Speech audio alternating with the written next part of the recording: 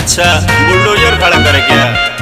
सुनो अरे सस्ता न बढ़ोले लड़की पटावे अब ही चलता पड़के जदी होई तारे बाए गोली चली धाए धाए फिर घटना कोनो घटे। ये हमारा खातिर कोनो बड़ा बात है?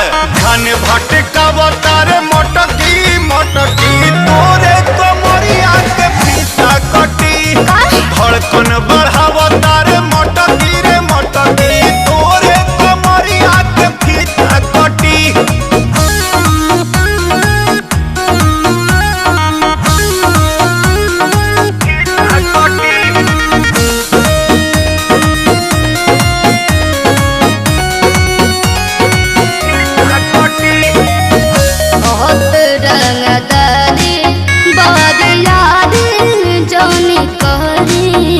धन जोनी मारी हथियार जोनी धरी। अरे पगली सुनाई जब नाचलू तो लागे नू नगिनिया नियन बोली बोला तारू साफ हारमोनिया नियन। नहीं छुआ बार होई बिजुली के तार बाबू एही में जइब सती। पावर हाउस देखबे?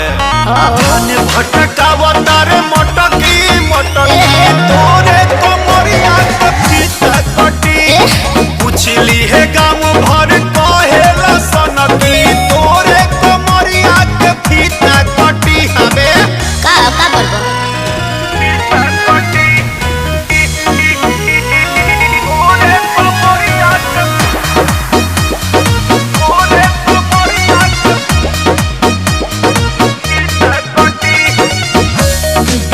के दीवानी जाके मोनी मनानी ये काहे कइले? हमरा के छोड़ी जाके दोसरा के बनानी।